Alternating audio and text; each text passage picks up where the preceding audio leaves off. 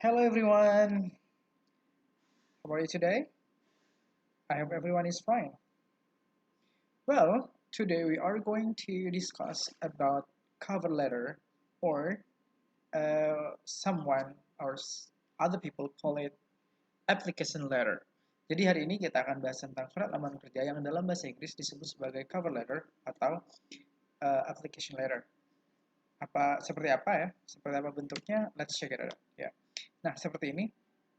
Jadi diawali oleh nama pengirim ya, yang biasa bisa ada di sebelah kiri atau ada di tengah atau bisa jadi di sebelah kanan. Dan di bawahnya biasanya disertakan alamatnya, ya, alamat tinggalnya dan juga nomor HP serta emailnya. Nah, di bawah itu langsung tanggal, bulan, dan tahun secara lengkap ada di bagian atas ya. Dan setelah itu dilanjutkan dengan nama HR atau hiring manager. Nah, hiring manager kalau ada namanya, kalau tidak usahakan tahu. Tetapi kalau memang sudah cari tidak bisa maka tidak perlu. Dan setelah itu alamat perusahaannya, perusahaan HR-nya bekerja, and then uh, ya, nama perusahaannya ini, dan berikutnya alamat perusahaannya juga. Well, dan selanjutnya ada di sini untuk kalau di bahasa Indonesia namanya yang terhormat. Well, in this part we call it saturation ya. Ini namanya saturation, penghormatan. Nah, karena kita udah tahu kalau HR-nya adalah Sonia Willoughby, jadi kita sebut Miss Willoughby. Ingat dalam tata cara atau tata krama orang Barat, untuk menghormati atau respect itu menyebutkan nama akhirnya ya, bukan Dirsonya tetapi Dirwillabe. Oke. Nama awal hanya disebutkan bagi orang yang sudah akrab atau informal situation. Misalkan Steve Jobs panggilannya Steve bagi yang udah kenal, tapi ya enggak untuk terhormat ya, untuk menghormati biasanya dipanggilnya Mr. Jobs seperti itu. Well, selanjutnya ada 3 bagian dalam body paragrafnya ya. Dalam paragrafnya ada 3 bagian. Dari bagian inti adalah pertama pembukaan, ada body paragraph, ya body of the text ya, dan closing. Dalam surat lamaran kerja atau cover letter itu biasanya hanya terdiri dari 3 sesuai part tadi ya, ada 3 bagian, biasanya juga dijadikan 3 paragraf aja, tetapi ada juga yang lain jeplit ya, dibagi-bagi menjadi sampai 4 ataupun 5. Tapi intinya pada umumnya secara umum pertama, okay, memang introduction, yang kedua body, yang ketiga closing. Tuh. Untuk penjelasan detail tentang bagian-bagian itu akan dijelaskan setelah ini. Nah, setelah menuliskan paragrafnya, ya teksnya di sini, maka jangan lupa untuk kita closing dengan penghormatan juga, biasanya menggunakan sincerely, itu untuk yang formal, dan menuliskan nama lengkap pengirimnya. Tidak diperkenankan untuk menggunakan yang informal ya ketika menulis surat ini, karena ini adalah urusan yang formal. Misalkan menggunakan kata best, love, your love, itu tidak diperkenankan. Paling tidak mungkin best regard. Nah, kita lanjutkan biar bisa memahami lebih detail dari isi paragraf ini. Part 1. Di bagian pertama, kita harus menceritakan siapa kita. Tell who you are. Bukan nama lagi, tetapi nama sudah disebutkan. Misalkan, saya adalah orang yang sangat tertarik di bidang apa. Misalkan kayak gitu. Atau saya adalah orang yang sangat kreatif, sehingga saya suka menciptakan sesuatu hal yang baru.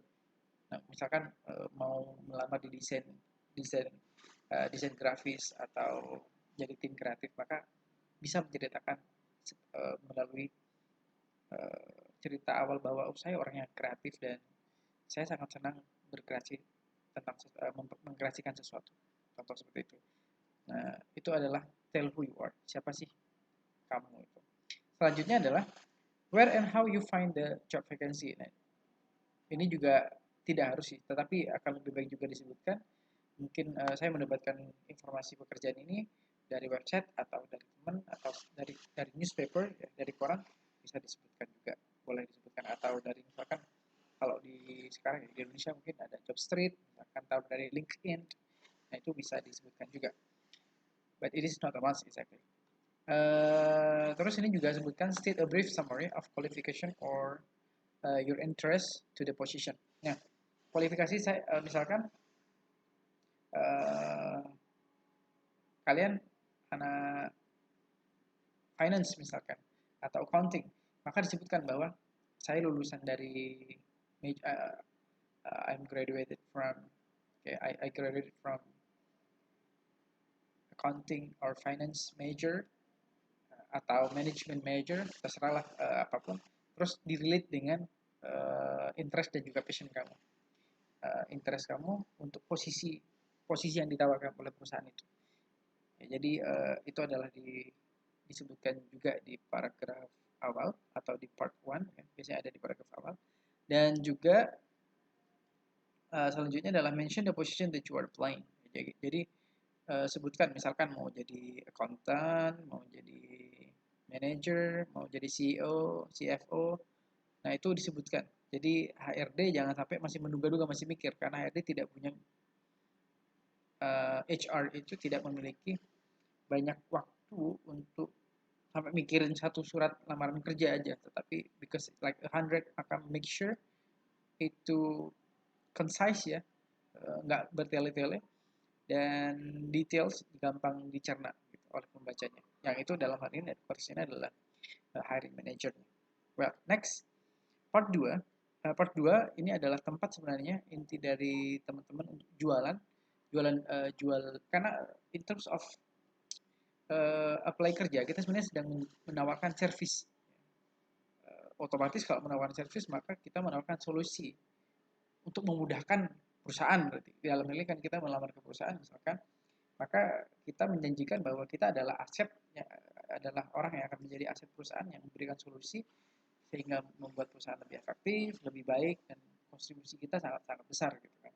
Sehingga pertama adalah discuss your qualification, kualifikasi kamu apa, ya, and achievements which best fit the vacancy. Nah, di sini kualifikasi diri kalian, kelebihan-kelebihan kalian apa, prestasi-prestasi kalian apa, itu disebutkan, tetapi ingat bahwa harus best fit vacancy. Misalkan semisal kalian um, juara masak misalkan, juara masak se-Jawa se-provinsi misalkan, se-kabupaten atau se-provinsi. Tapi kalian melamar sebagai finance, itu nggak perlu disebutkan di surat lamaran kerja di awalnya karena tidak correlate ya, tidak fit ya, tidak match dengan lamaran yang ditawarkan. Jadi pastikan misalkan melamar sebagai financial analyst misalkan atau CFO, Chief Financial Officer, kalian sebutin bahwa kalian pernah juara satu lomba keuangan atau debat accounting atau finance Indonesia misalkan. Kalian memiliki pengalaman kerja di bagian keuangan di perusahaan yang terkenal misalkan, atau kalian punya pengalaman magang di perusahaan-perusahaan bagus atau di government. Nah, itu disebutkan. Itu akan match dengan apa yang kalian lamar. Ya, ini adalah part 2, ini adalah evidence ya, bukti-bukti yang menunjukkan bahwa kalian memiliki kualifikasi untuk mengisi posisi yang ditawarkan. Mention a few examples of measurable achievements in your career. Jadi upayakan ada contoh nih di sini, ya, beberapa contoh atau 1-2 lah contoh yang itu atau prestasi ya yang bisa measurable. Di sini measurable artinya contoh misalkan kalian pernah ini secara 2 tahun sehingga misalkan kalian pernah bekerja di sebuah perusahaan selama 2 tahun, pernah membuat proyek ya, membuat proyek sesuatu yang sampai udah hasil gitu misalkan, itu disebutkan. Contoh misalkan kalian di bidang finance di perusahaan itu sebelum waktu pertama kalian masuk mungkin keuangannya laporan keuangannya masih manual misalnya. Setelah kalian masuk 2 tahun itu kalian bisa membuat laporan keuangan yang berbasis IT sehingga lebih open, lebih gampang sistemnya, lebih cepat. Nah, itu namanya measurable, bisa diukur. Okay. Next adalah using compelling language and don't repeat the information in your resume. Gunakan bahasa yang menarik ya. Bahasanya itu menarik dalam bahasa Inggris, maka gunakan bahasa yang menarik, artinya mudah dipahami dan juga look profesional gitu. Gunakan bahasa yang formal karena ini melamar kerja dalam konteks yang formal ya, bukan casual, maka gunakan bahasa yang formal, yang sopan dan enak dibaca. Dan informasi yang sudah diletakkan di sini, karena ini terkait dengan prestasi yang mungkin kalian sebutkan, itu tidak perlu lagi disebutkan di resume, ya, di resume atau di CV ya, curriculum vitae-nya. Dan the last ya, adalah say the truth, jangan ngarang. Jadi nanti kalau membuat lamaran kerja, jangan karena pengen terlihat keren, kalian nggak pernah berprestasi, kalian nggak pernah magang, kalian nggak pernah kerja, punya pengalaman kerja, terus kalian ngarang-ngarang biar kelihatan keren. Nah, itu nggak baik. Mungkin awalnya at once mungkin tidak, hiring manager bisa masih percaya, tetapi ketika interview nanti akan kelihatan.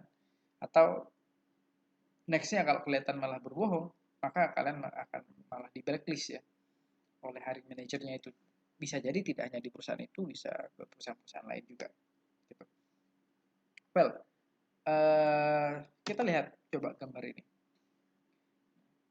Kalau kita melihat gambar ini, maka yang terlihat adalah, yang paling mencolok adalah mas-mas ini, yang seseorang yang menggunakan baju kuning ini. Kenapa? Karena berbeda, stand out ya. Nah, untuk part 2 ini, itu adalah kuncinya adalah stand out. Kalian harus menarik in terms of positif ya. Mas ini masih sama kaosnya sebenarnya, cuma warnanya berbeda sehingga stand out gitu. Artinya teman-teman harus sangat kreatif sekali untuk membuat lamaran kerja itu semenarik mungkin gitu. It's not in the terms of design ya, tetapi kata-katanya, bagaimana hiring manager pas baca itu langsung dari baca ratusan lamaran itu kepincutnya ke kalian gitu. Ya, kepincutnya ke kalian yang ngelamar. Nah, itu inti dari part 2 sebenarnya. How to make yourself stand out. Itulah kenapa saya biasanya tanyakan kelebihan kalian untuk identifying self branding kalian itu, kalian akan di branding seperti apa biar bisa stand out. Nah, sama seperti ini juga, sama seperti tadi ya. Jadi ini adalah yang merah yang lebih gampang terlihat. And this ini adalah orang bapak ini yang lebih terlihat daripada yang lain. So make sure you are make sure you can stand out ya. Kalian bisa mencolok ya. Kalian bisa diingat atau membuat kesan pertama yang keren sehingga hiring manager memberikan kesempatan untuk ke langkah selanjutnya, yaitu ke interview. Nah, part 3 atau part terakhir ini adalah pastikan close it ya by saying that you are a good fit for the job based on the qualification. Nah, kami di paragraf 2 atau di part 2 kalian sudah menjelaskan kualifikasi kalian, sehingga di paragraf 3 ditekankan kalau kalian sangat pas mengisi posisi itu. Kenapa? Karena kalian adalah karena kalian memiliki kualifikasi yang bagus sekali, prestasi-prestasi yang bagus, capaian-capaian yang bagus, sehingga kamu akan memberikan kontribusi besar ya, terhadap perusahaan. Maka tekankan kembali bahwa di paragraf terakhir ya, bahwa you are the best fit for the job ya, based on the qualification mentioned. Terus selanjutnya, remember to include a call to action. Jadi setelah kamu meyakinkan bahwa kamu adalah kandidat terbaik untuk mengisi posisi itu, jangan lupa untuk minta sertakan juga, bisa it can be, kadang ada nomor telepon di sana atau email di sana yang dicantumkan, atau hanya minta dalam kalimat bahwa untuk menghubungi ya untuk ditindaklanjuti gitu. Bahasanya ditindaklanjuti. Nah, di sini request them to give you call and schedule in an interview ya, mirip-mirip dengan ini sebenarnya. Cuma ini mengingatkan langsung langkah selanjutnya ya. Jadi dipanggil, diingatkan bahwa diminta request kita request untuk bisa lanjut ke tahap interview gitu. Nah, yang terakhir yang tidak kalah pentingnya adalah berterima kasih ya, saying thank him or her for taking the time to consider you. Untuk mempertimbangkan kamu ya, terima kasih sudah baca surat itu dan berharap seperti yang poin kedua dan ketiga tadi ya, bilang thank you, bilang terima kasih yang tulus dan juga ya, bilang terima kasih yang tulus dan juga apa ya, atas waktu yang sudah diluangkan oleh HR itu. Next, nah nanti question and answer with me bisa you can DM my Instagram atau using direct message to my WhatsApp, it's okay ya, atau di comments juga boleh. Nah, itu aja hari ini yang bisa saya sharingkan.